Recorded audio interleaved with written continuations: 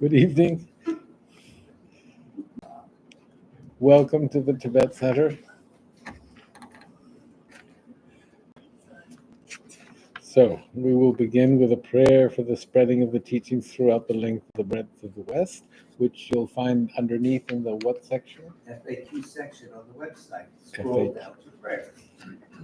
This is a recording. FAQ section. F8, pronounce it properly. Down. By the force of the blessings of the non-fallacious three precious gems, and of the truth of our pure selfless wishes, may the precious Buddhist teachings flourish and spread to the expanse of all areas throughout the length and breadth of the West. For all the people living there, together with their near ones, who have engaged in the teachings and have faith and respect for them, may all conditions adverse to their practice of the pure Dharma be dispelled, and an excellent collection of favorable conditions increase like the waxing moon. And especially for those who work on methods to accomplish the flourishing and spreading of the victorious one's teachings, which are the source of benefit and happiness, may they never be oppressed by masses of interference and adverse conditions, and may this spontaneously happen just as we have hoped and wished. The Heart Sutra. Thus have I heard once. The Blessed One was dwelling on the royal domain of the Vulture Peak Mountain, together with a big gathering of great monks and great bodhisattvas. At that time, the Blessed One entered the Samadhi, which examines the Dhammas, called profound illumination. At the same time, noble Avalokiteshvara, the Bodhisattva Mahasattva, looking at the profound practice of transcendent knowledge, saw the five skandhas in their natural emptiness. Then, through the inspiration of the Buddha, Venerable Shariputra said to Avalokiteshvara, "How should those noble ones learn who wish to follow the profound practice of transcendent knowledge?" And Avalokiteshvara answered, "Venerable Shariputra, whoever wishes to follow the profound practice of transcendent knowledge should look at it like this, seeing the five skandhas in their natural emptiness. Form is empty, emptiness itself is form, emptiness is not separate from form, form is not separate from emptiness. In the same way, feeling, discriminating awareness, compositional factors, and consciousness are empty. Thus, all the dharmas are empty and have no characteristics. They are unborn and unceasing. They are not impure or pure. They neither decrease nor increase.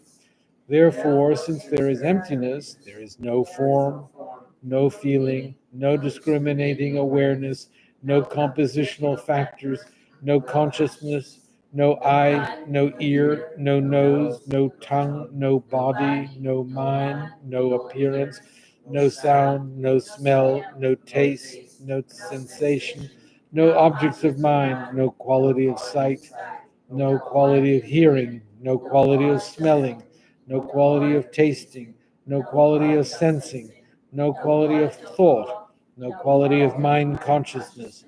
There are no nidanas from ignorance to old age and death, nor their wearing out. There is no suffering, no cause of suffering, no ending of suffering, and no path. No wisdom, no attainment, no non-attainment. Therefore, since there is no attainment, the bodhisattvas abide by means of transcendent knowledge. And since there is no obscurity of mind, they have no fear. They transcend falsity and pass beyond the bounds of sorrow. All the Buddhas who dwell in the past, present, and future by means of transcendent knowledge fully and clearly awaken to unsurpassed, true, complete enlightenment. Therefore, the mantra of transcendent knowledge, the mantra of deep insight, the unsurpassed mantra, the unequaled mantra, the mantra which calms all suffering, should be known as truth. In transcendent knowledge, the mantra is proclaimed, Tayata Om Gate Gate Paragate Parasamgate Bodhisvaha. O Shariputra, this is how a Bodhisattva Mahasattva should learn profound transcendent knowledge. Then the Blessed One arose from that samadhi and praised the Bodhisattva Mahasattva Avalokiteshvara, saying, Good, good, O son of noble family. Profound transcendent knowledge should be practiced just as you have taught, and the Tathagatas will rejoice. When the Blessed One had said this, Shariputra and Avalokiteshvara, that whole gathering, and the world with its gods, humans, asuras, and Gandharvas, their hearts full of joy, praised the words of the Blessed One. Generating bodhicitta. With the wish to free all beings, I shall always go for refuge to the Buddha, Dharma, and Sangha until I reach full enlightenment. Inspired by wisdom and compassion, today in the Buddha's presence, I generate the mind intent on full awakening for the benefit of all sentient beings. As long as space endures, as long as sentient beings remain, until then may I too remain to dispel the miseries of the world. With the wish to free all beings, I shall always go for refuge to the Buddha, Dharma, and Sangha until I reach full enlightenment. Inspired by wisdom and compassion, today in the Buddha's presence, I generate the mind intent on full awakening for the benefit of all sentient beings. As long as space endures, as long as sentient beings remain, until then may I too remain to dispel the miseries of the world. With the wish to free all beings, I should always go for refuge to the Buddha, Dharma, and Sangha until I reach full enlightenment. Inspired by wisdom and compassion, today in the Buddha's presence, I generate the mind intent on full awakening for the benefit of all sentient beings. As long as space endures, as long as sentient beings remain, until then may I too remain to dispel the miseries of the world.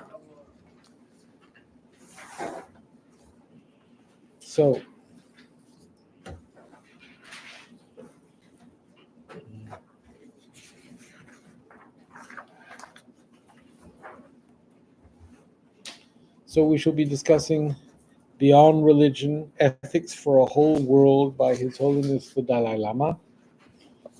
Good evening. So we'll start on page 41. And please feel free to chime in, ask questions online here. We're going to go really slowly.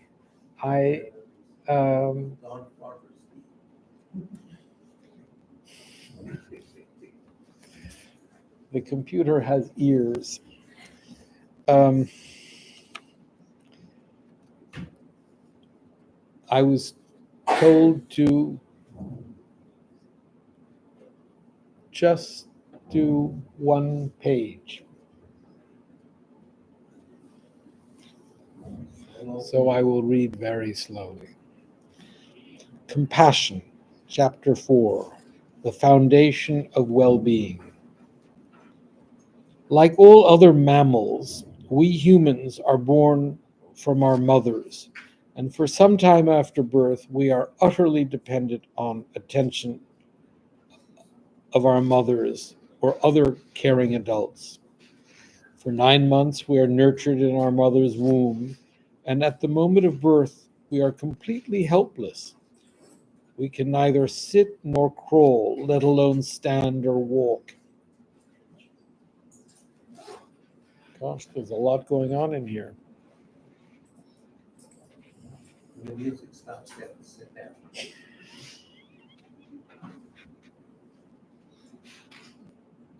Ready? Sorry, there had been some extra copies floating around. I was just checking. Don't float it away.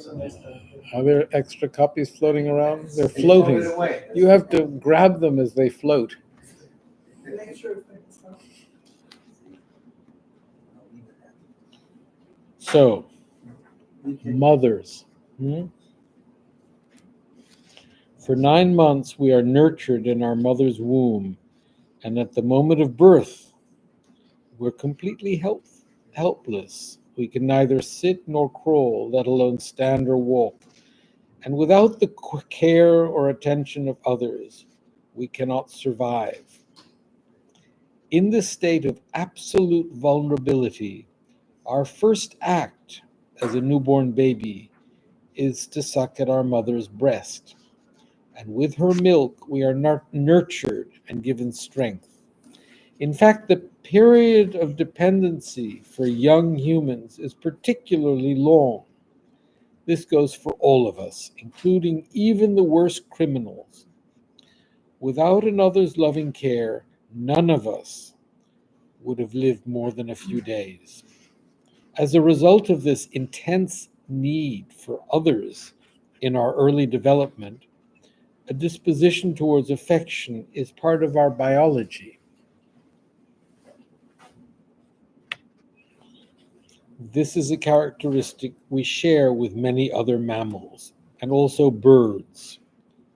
All of those creatures whose early survival depends on receiving care from others. All such animals clearly experience some kind of feeling of connection or bonding. Even if we can't quite call it affection, they all have some kind of feeling of closeness. All right, so we're going to stop there, and we're going to discuss this and consider it.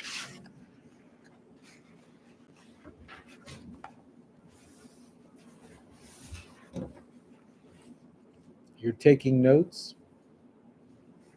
I'm more in the digital copy for the library. Very good.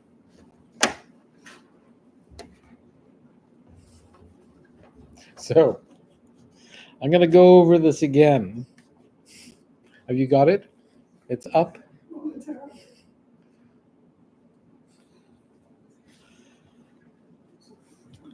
Like all other mammals, we humans are born from our mothers. So, evidently, this particular chapter, His Holiness is introducing the first of the sevenfold cause and effect steps to the generation of bodhicitta. And I think it's, if we were to be studying this in a purely secular context, then I wouldn't refer to its Buddhist roots. But I think that we can really analyze this from a Buddhist perspective and see it as an opportunity to view our practice from this secular point of view. And we can go back to a paragraph that I really think is important on page 28. In our quest for happiness and the avoidance of suffering, we are all fundamentally the same and therefore equal. Now, when we generate bodhicitta, when we work towards assuming responsibility towards others, and when we actually go so far as to determine that that in order to really help others, we have to attain enlightenment, it is essential that we begin that process with some feeling of equanimity, an equal attitude towards all others. And here on page 28, His Holiness is giving us the essence of how one goes about developing equanimity. I'm going to reread it because this is what we have to think about in our quest for happiness and the avoidance of suffering. So All right, I'm going to ask if you can turn the sound.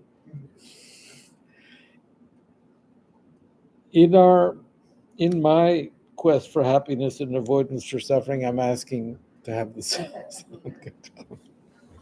Sorry, Darren.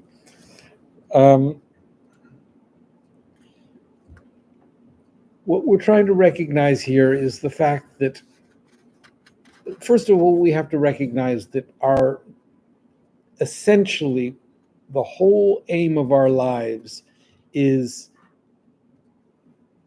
to attain happiness and to avoid suffering. That is something that we do, that's the main motivation for everything we do.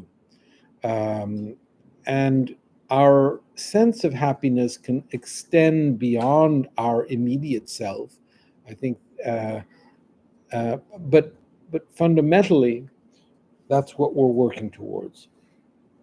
Happiness for us, for those around us, for those whom we sort of include within our sphere of our group or whatever.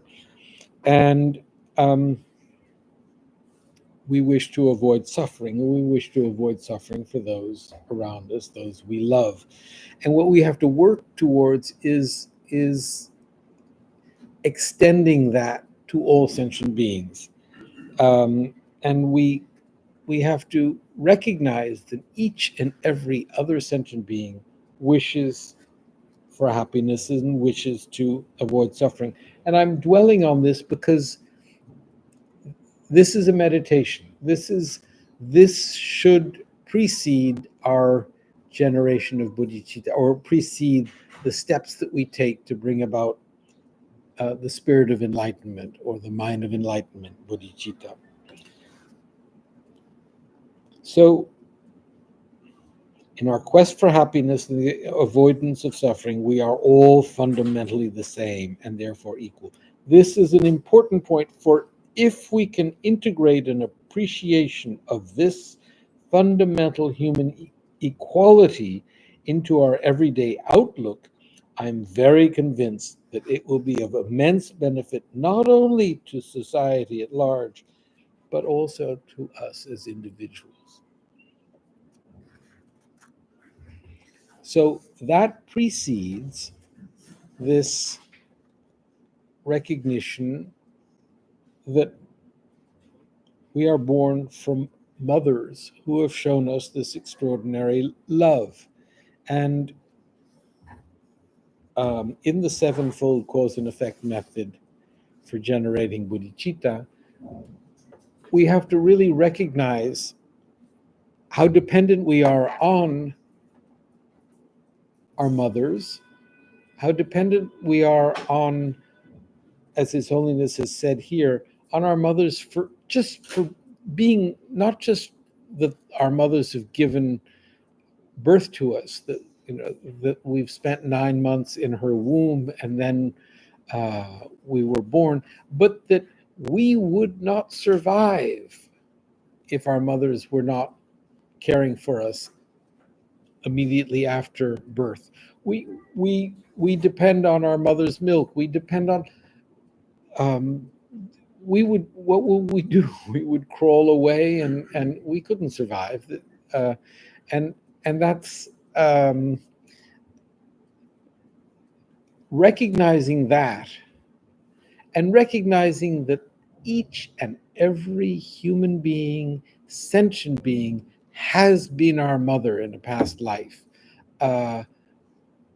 If we really think about that, we will develop this feeling of indebtedness, appreciation for our mothers, and for each and every sentient being that has been our mothers. And we can do this as a joke. We can do this, I find that as I walk through life, as I see people along the street, and I think that person's been my mother, and that person's been my mother, and then I see a dog, and I think that person's been my mother. And if I see a rat running across the subway tracks or something, I think that's been my mother in a past life. And we can do it just for fun like that. But doing it for fun like that really helps. We shouldn't think of it just as a joke. It actually begins to, we'll get to a point where when we see a mosquito coming, we'll think, that mosquito, there's no way that I can prove that it hasn't been my mother in a past life. It loved me the way my mother loved me. It cared for me just the way my mother cared for me. Those thoughts really fundamentally change our attitude towards others. Um, so, as I say, taking this writing by His Holiness here in this secular ethics book and recognizing it as being a fresh look at teachings on something as important as the generation of bodhicitta is really important. Our mothers.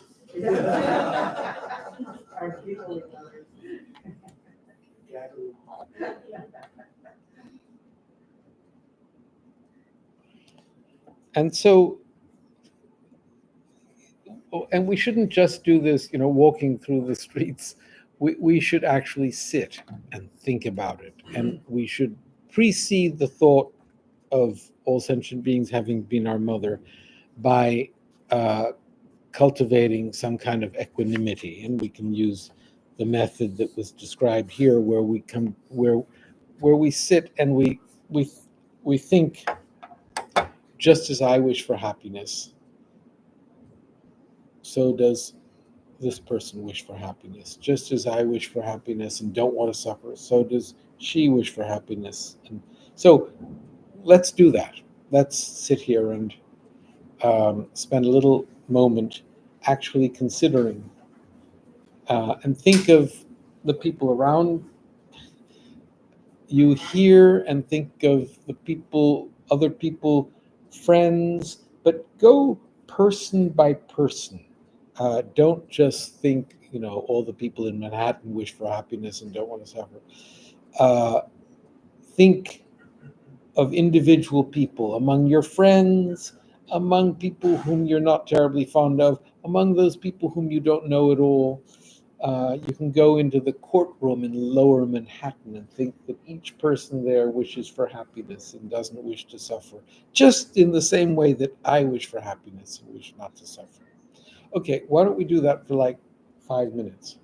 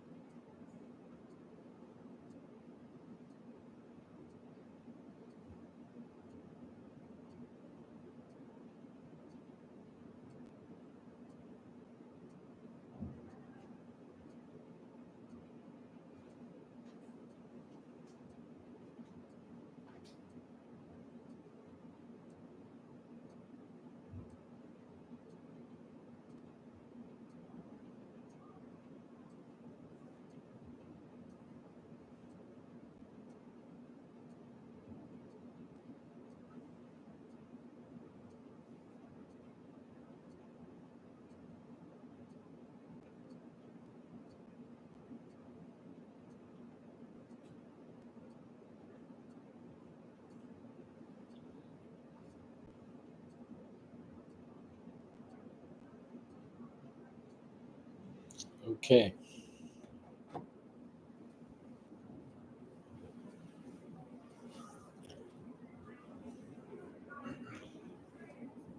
So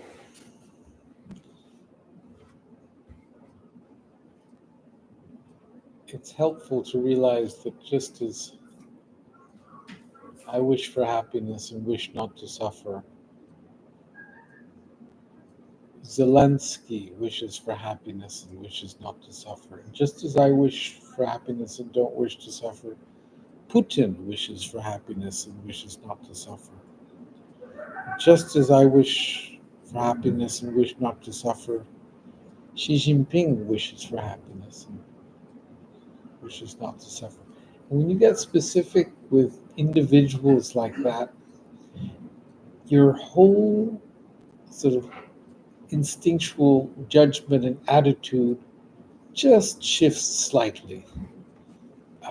And that's important because whatever compassion, whatever spiritual aim we have has to include them all. It can't leave out the bad guys. And we really have to work at developing a sense of compassion and responsibility towards everyone. So Why can't it be about the bad guys? you Why do we need to do the bad guys?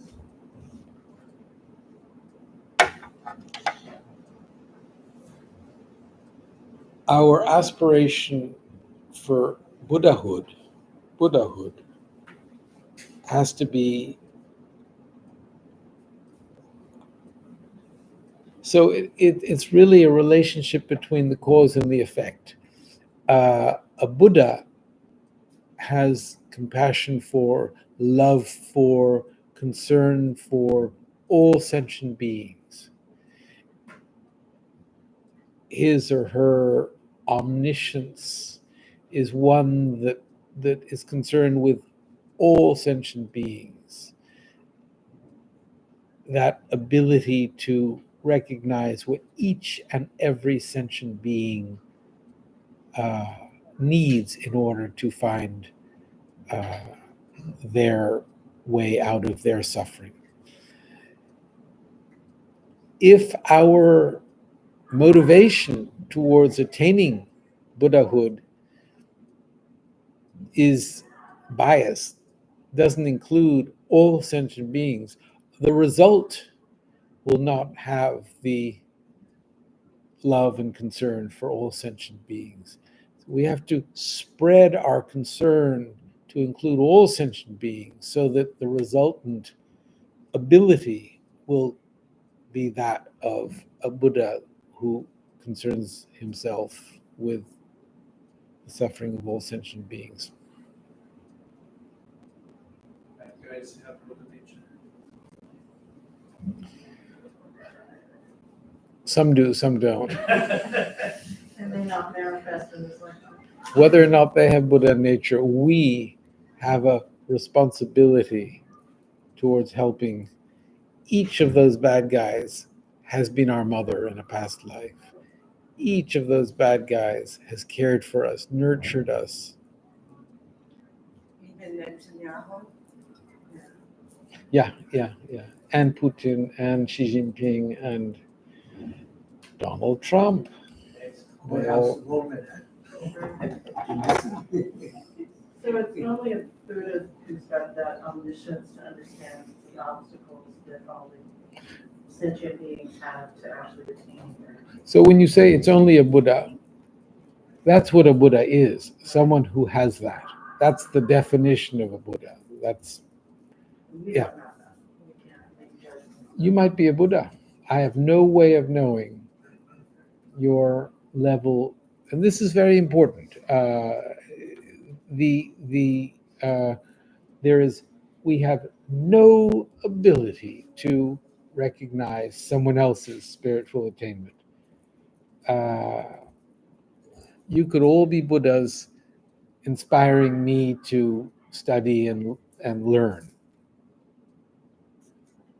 You're doing very well. You, very well.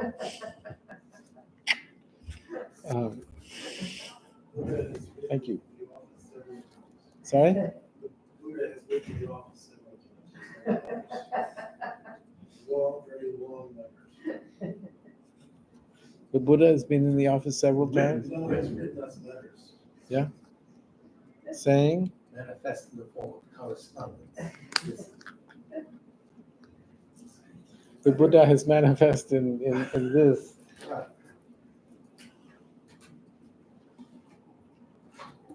Excuse me, there was that song, Your Own Personal Jesus. Your own personal Jesus. Your own personal Jesus. You know what I'm talking about. Your own personal Buddha. But anyway, years ago I heard that His Holiness in Jerusalem was giving a teaching, and he opened up the floors for questions. And they asked about Hitler having Buddha nature. And I guess it was one of the great teachings of His Holiness, because he really dived deep, as he always does, and explained to the audience about Hitler having Buddha nature to an audience in Jerusalem. Boy, would I love to have heard that. That was So, as important as recognizing that, I mean, what is Buddha nature? Buddha nature is the emptiness of inherent existence of a person, which is what makes that person able to develop spiritually, evolve spiritually. If we didn't have Buddha nature, we'd be stuck. So that potential is not even, doesn't even have potency. It's just the state of our state of being empty of inherent existence. So yes, Hitler had Buddha nature, but I think at our level, if we really recognize that the horrendous behavior, acts of Hitler are going to cause Hitler so much suffering,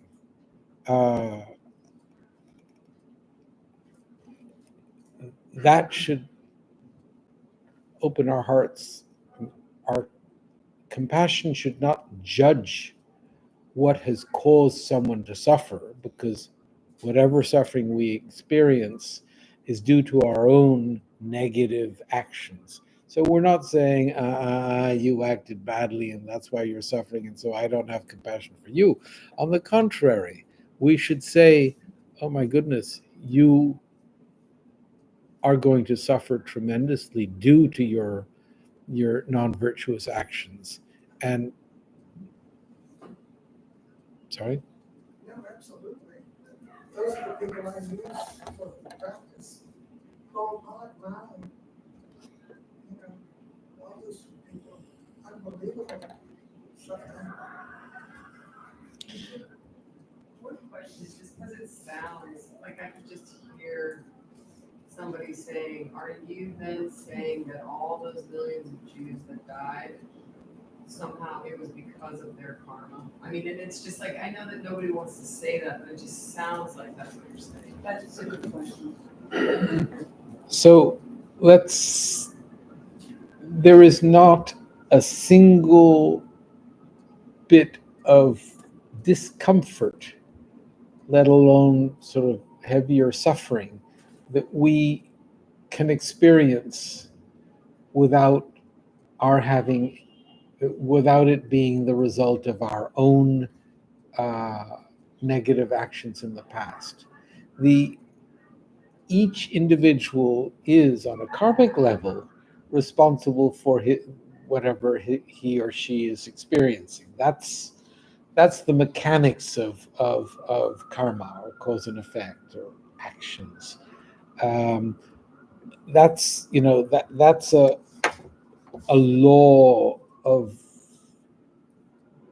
sort of a natural law that is not unique to Buddhism. It's what in Hinduism karma is taken for granted, and we can. There are all sorts of children who are suffering from cancer or whatever. There are all sorts of situations where it seems appalling to judge that child and say he did it or she did it. And that's not the attitude to take. The attitude to take is that we have all committed all these non-virtues in the past. We are all the prisoners or the victims of our past negative actions. We have eons worth of suffering sitting back there ready to, eons in the sense that from the past, eons worth of negative actions that are there ready to cause us to suffer. By some miracle, we are human beings with the ability to think. By some extraordinary miracle, we are actually interested in this subject. We're here this evening discussing it. I keep looking, it's still 6:10. Time's changed. Does this also apply? I mean, most of us know about the millions and trillions of people that are committing all kinds of genocide and violence and killing all over the world now. It applies to everyone, Everyone. regardless of what they are doing that's not intentionally coming out of their past. It's just happening to them. They're getting coerced into committing the worst kind of violence to everyone that's near them. To survive. Let's just take, the hideous, monstrous, what happened in World War II and what the Nazis did, what Hitler did. Let's put that aside. Let's talk about raw, animalistic, a certain group of animals attacking other animals, things that we consider to be natural. But the poor little animal that's being attacked, it's horrible. It's terrible. The little fish that are eaten by the big fish, we don't think about that too much, but it's pretty bad. Spraying, having all the mosquitoes die due to DDT, or all these things where there are genocides that are taking place. All of those, what we could call innocent deaths, are happening due to the karma of the individual beings. That's just the way it is. We happen to be able to think. We happen to be able to reason this and understand. And with that understanding, we have the opportunity to work on ourselves, to develop the ability to help others, which the mosquitoes don't have, which the little fish don't have, which many people, many humans don't have, because they don't have knowledge of it. And I don't want to. I think we're very fortunate to be thinking about these things, and I don't want anyone to think that I have, a heart that really thinks about this all the time. Like everyone here, I'm working, just this conversation is helping me along in my awareness of suffering. But when we talk about suffering, we talk about there are 3 levels of suffering. The suffering of suffering, the suffering that is experienced, when it hurts, or, the suffering of, what happened in Rwanda and what's happening in the Middle East, and in those kind of raw sufferings that we see, are the suffering of suffering. And that is considered the coarsest of suffering. When we are, in order for us to develop true compassion for others, we have to go beyond that to the suffering of change, which is that all happiness comes to an end, so that people suffer even when they are experiencing the happy side of things, because that happiness comes to an end and leaves them suffering. And then, far more profound and far more important in developing true compassion, we have to recognize that all sentient beings are the prisoners of their self-grasping, and that due to self-grasping, to believing in self, just something that we all naturally do, we act, we're acting in selfish ways. We are out of that grasping itself, we are behaving in ways that will cause us to suffer the suffering of change, and the suffering of suffering. So, in all sentient beings is this ignorance that grasps at a sense of self, that causes each and every sentient being to behave in ways that cause them to suffer more. We have to develop compassion towards that. We have to develop compassion towards, I have to develop compassion towards your self-cherishing, this all-pervasive suffering that we don't even think about normally. We don't even think about the suffering of change. You know, when someone is happy, we don't think, oh, that happiness is going to come to an end and he's going to suffer. No, we, as His Holiness says, we sometimes even envy those people who are rich and happy and whatever, instead of thinking about how that's impermanent, and when it comes to an end, they're going to suffer. They say that, you know, there are these levels of life beyond the human, these godly levels of life where you experience bliss. The bliss is bliss. It's bliss. It's blissful bliss. However,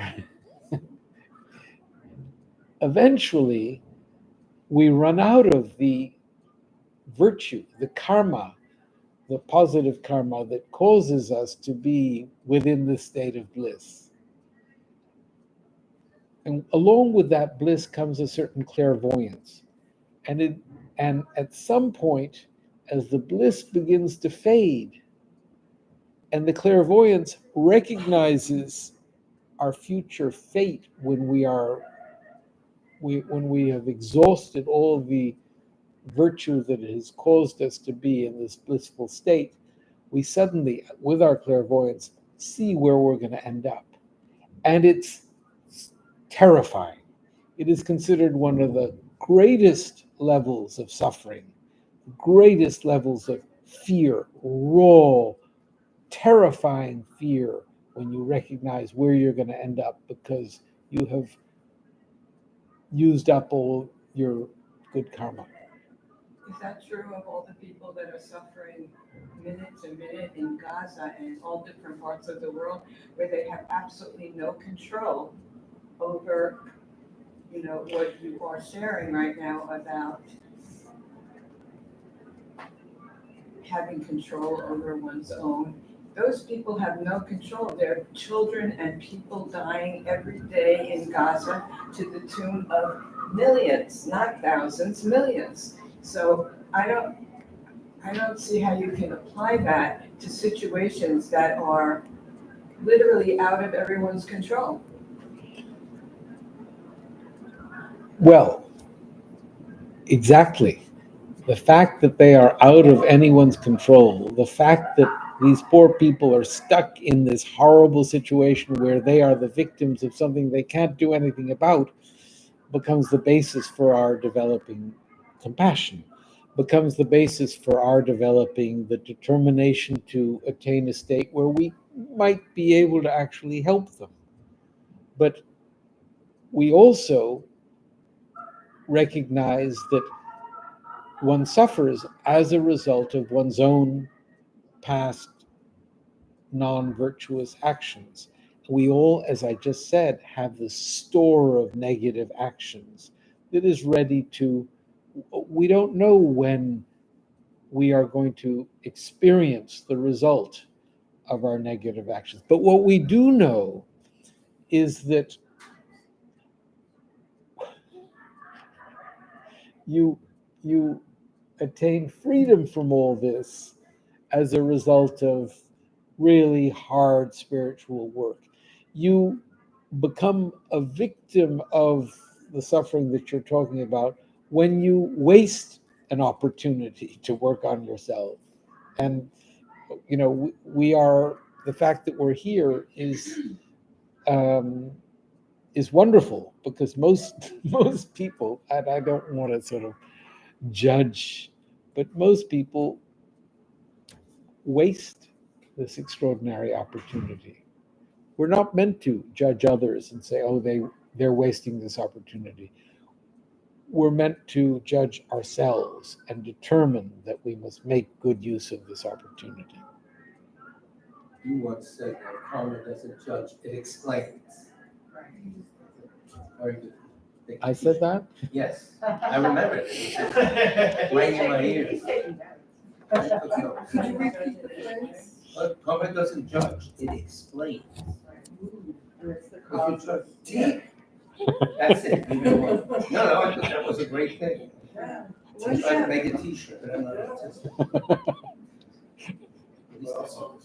Karma, the ability to have control or the situation of not having control is also a karma reproduced. Not having control is going to be produced. How many Yes. people do that?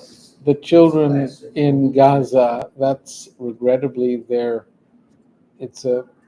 they don't have control. And Think about the millions of people that are doing everything. billions, literally trillions. Trillions in other world systems. Control, This is, being murdered Yes, by Jerry, you're just another stating crazy the person coming from You heard. the Israeli army. this is What? samsara. Huh? This is samsara. I'm also curious in this whole thing here of causes and conditions and ripening. Right.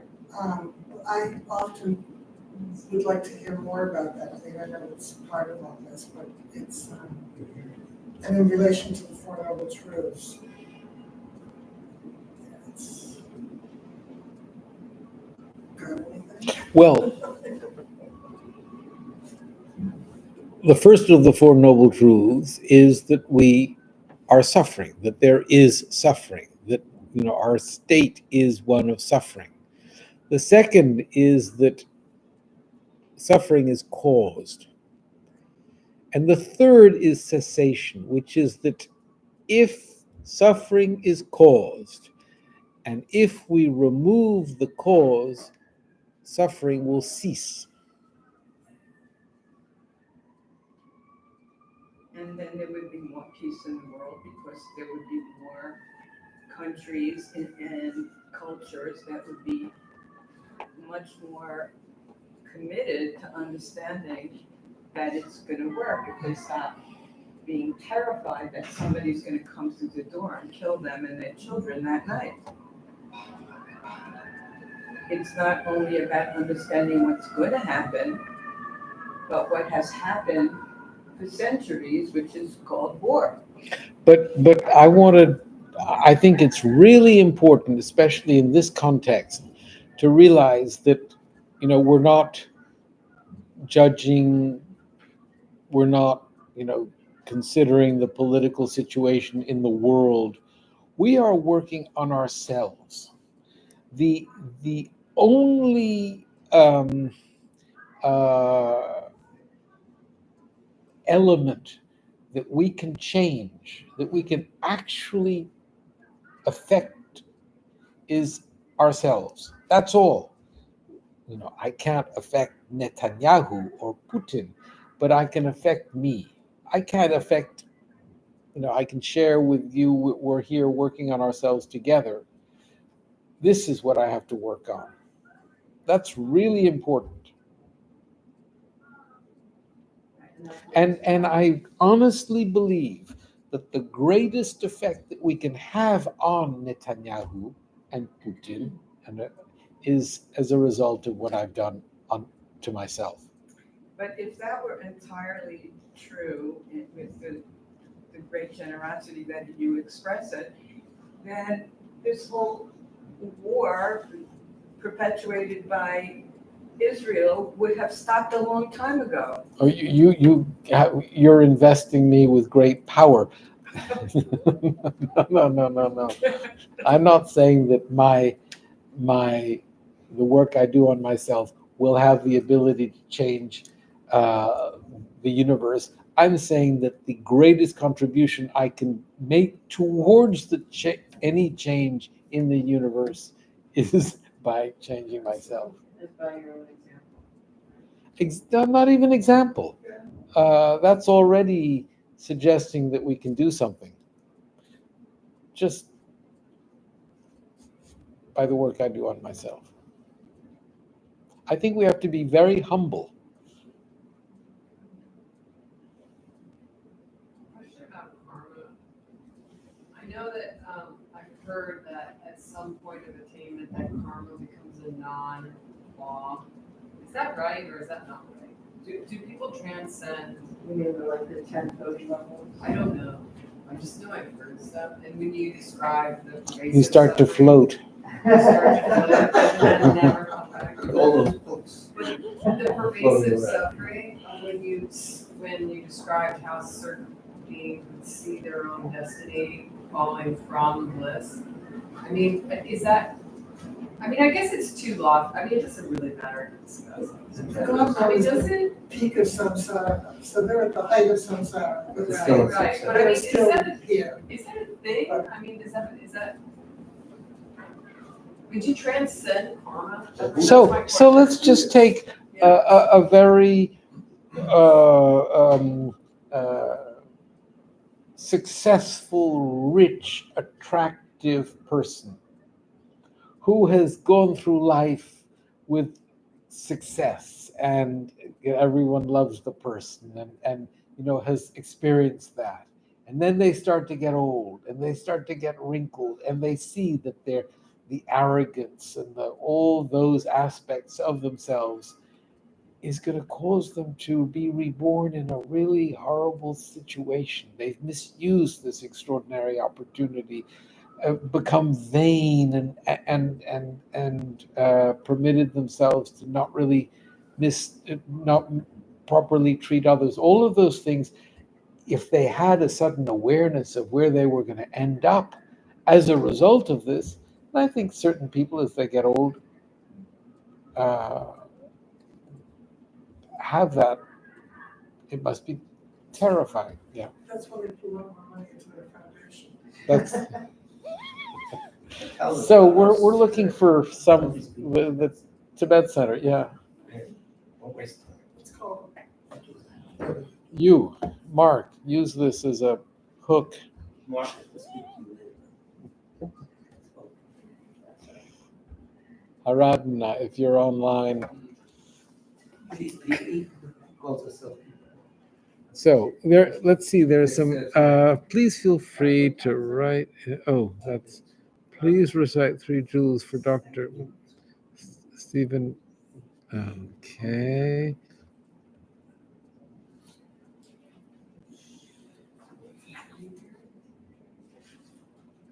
Okay. So, we didn't quite get to the point of considering how all sentient beings have been our mothers, but give this some thought and we'll take it up next week. But I'm going to go over this. Tomorrow, Oh, yes, tomorrow, right. there's a class in Jersey, but it's online also, so you can pick up the thread. Tomorrow's Wednesday. I know, I have to do it myself. Yeah.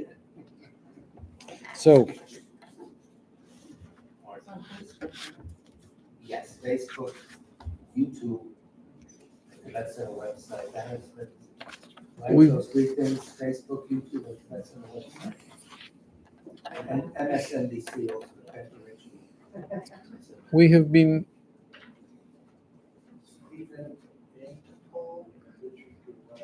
and Rukmini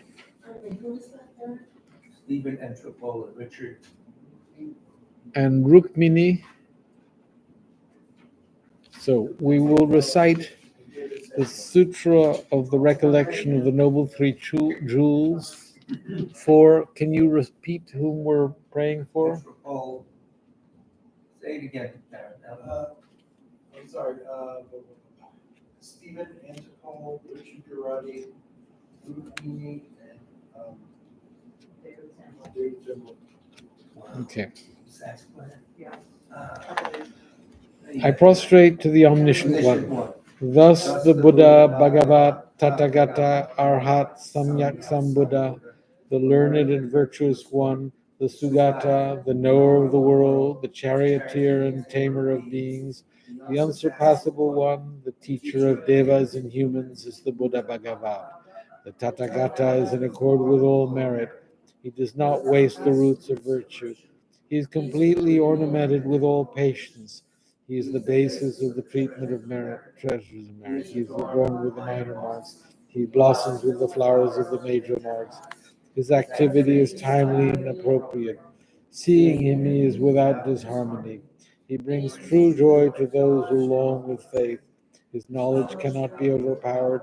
His strength cannot be challenged. He is the teacher of all sentient beings. He is the father of bodhisattvas. He is the king of noble ones. He is the guide of those who journey to the city of nirvana. He opposes immeasurable wisdom. He possesses. His speech is completely pure. His melody is pleasing. One never has enough of seeing him. His form is incomparable. He is not stained by the realm of desire. He is not stained by the realm of form. He is not affected by the formless realm. He is completely liberated from suffering. He is completely and utterly liberated from the skandhas. He is not possessed with dhatus. His ayatanas are controlled. He's completely cut the knots. He's completely liberated from extreme torment. He's liberated from craving. He's crossed over the river. He is perfected in all the wisdoms. He abides in the wisdom of the Buddha Bhagavats who arise in the past, present, and future. He does not abide in nirvana. He abides in the ultimate perfection. He dwells on the Bhumi where he sees all sentient beings. All these are the perfect virtues of the greatness of the Buddha Bhagavan. The holy Dharma is good at the beginning, good in the middle, and good at the end. Its meaning is excellent, its words are excellent, it is uncorrupted, it is completely perfect and completely pure, it completely purifies. The Bhagavad teaches the Dharma well, it brings complete vision, it is free from sickness, it is always timely, and it directs one further. Seeing it fulfills one's purpose. It brings discriminating insight for the wise. The Dharma which is taught by the Bhagavad is revealed properly in the Vinaya. It is renunciation. It causes one to arrive at perfect enlightenment. It is without contradiction. It is pithy, it is trustworthy, it's what's intended. As for the Sangha of the great Yana, they enter completely, they enter insightfully, they enter straightforwardly, they enter harmoniously. They are worthy of veneration and enjoyment upon. They are worthy of receiving prostration. They are a field of glorious merit. They are completely capable of receiving all gifts. They are an object of generosity. They are a great object of complete generosity. The protector who possesses great kindness, the omniscient teacher, the basis of oceans of merit and virtue, I prostrate to the Tathagata. Pure, disposal, freedom, compassion, virtuous, liberating from the lower realms. This alone is the supreme ultimate truth. I prostrate to the Dharma, which is peace. Having been liberated, they show the path to liberation. They are fully dedicated to the disciplines. They are a holy field of merit and possess virtue. I prostrate to the Sangha. I prostrate to the Buddha, the leader. I prostrate to the Dharma, the protector. I prostrate to the Sangha, the community. I prostrate respectfully and always to these three. The Buddha's virtues are inconceivable. The Dharma's virtues are inconceivable. The Sangha's virtues are inconceivable. Having faith is inconceivable. Therefore, foolishness are inconceivable. May they be born and completely return. We shall read the prayer for a swift return of Trungpa Rinpoche. Exalted wisdom of all victors gathered in a drop, sole refuge manifest in the form of one wearing saffron robes. Guru Losang Tukwang Dorjichang, please bear witness here today that our prayers may be fulfilled. We beseech the great torch of doctrine, accomplishing from long ago the vast ways of aspirational prayers. Lord of speech and victorious, spreading them to the ends of the earth by means of explanation and practice. Holding the commitment, I will invite all beings to be my guests in unsurpassed great awakening. Yet you have withdrawn the activities of the form body that serves the welfare of others. Is that worthy of the supreme among beings, the Bodhisattvas? Though impossible for you till cyclic existence end to abandon your commitment to liberate all beings, we beseech the new son of Nirmakanite to swiftly return from the Dharma brought forth by Bodhicitta, drawn by 7 steeds. Having reached the far limits of scholarship, religious life, and goodness, please come swiftly as an unrivaled supreme emanation, full holder of the sage's teachings, and wish-fulfilling jewel, return as the glory of Losam Tempe. Magnificent truth of the 3 precious jewels, Mahakala, Karmayana, Srimati Devi, and the ocean of Dharma protectors, may you spontaneously fulfill our wish, the swift blossoming of the reincarnation's fresh moonlight face. Thank you. Thank you. Very good class.